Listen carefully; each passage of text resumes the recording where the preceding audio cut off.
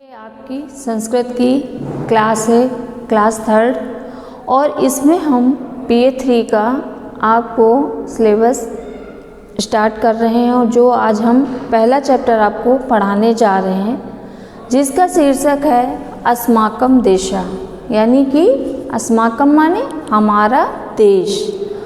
उसके विषय में आज हम जानेंगे कि हमारे देश में कैसे लोग रहते हैं, उनकी भाषा क्या है, हमारे देश का नाम भारत कैसे पड़ा, और यहाँ की जो भूमि है वो कैसी है, यहाँ की जो नदियों का पानी है वो कैसा है, और यहाँ के जो भारत के लोग रहते हैं और उनके हृदयों में कौन सी भावना जो है विद्यमान रहती है, और हम किसके विचारों का अनुसरण करते हैं, ये सब चीज़ हम इस चैप्टर में पढ़ेंगे।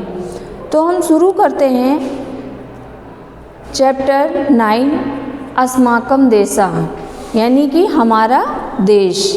इसके विषय में हम आज पढ़ेंगे और जानेंगे कि हमारा देश कैसा है और इस देश में कौन कौन सी ऐसी चीज़ें हैं जो प्रकृति की देन हैं और उनकी उन संपदाओं से हमारा देश जो है वो भरा पूरा है।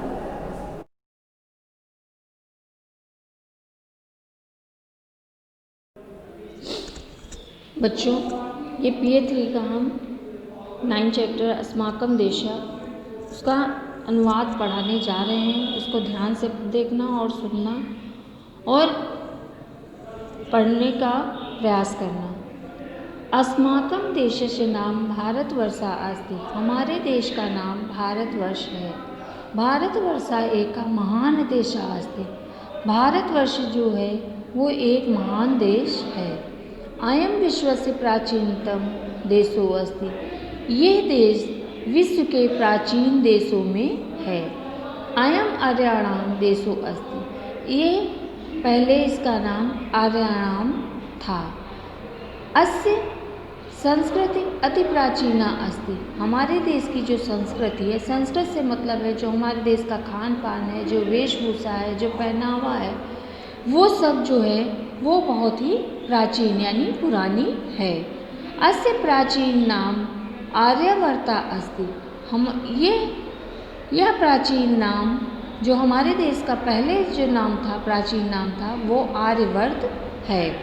पुरा दुष्यंत नामना नृपा अभवत्, पुराने समय में यानी प्राचीन समय में दुष्यंत नाम के एक राजा थे।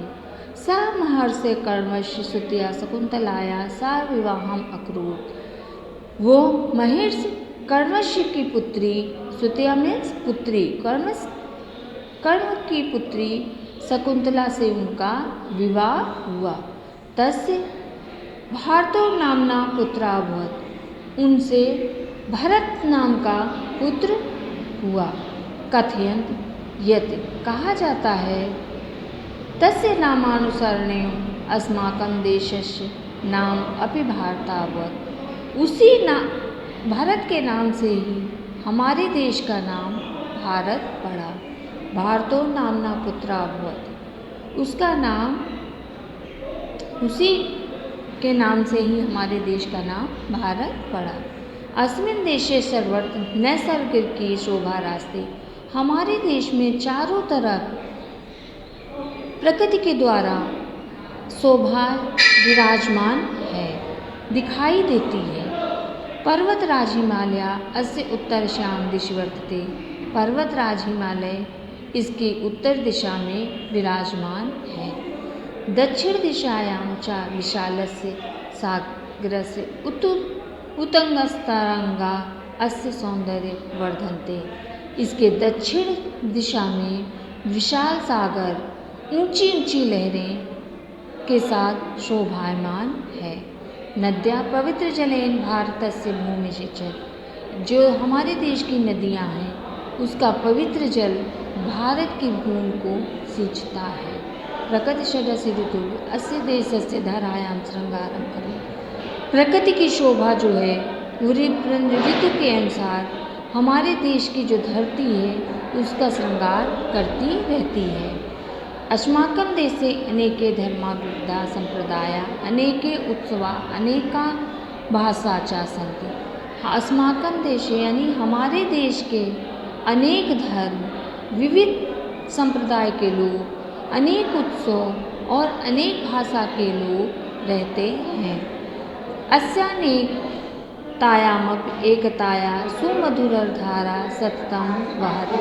हमारे देश में अनेकता में एकता की सुमधुर धारा जो है, मीठी मीठी जो धारा है, वो सदैव प्रवाहित होती रहती है।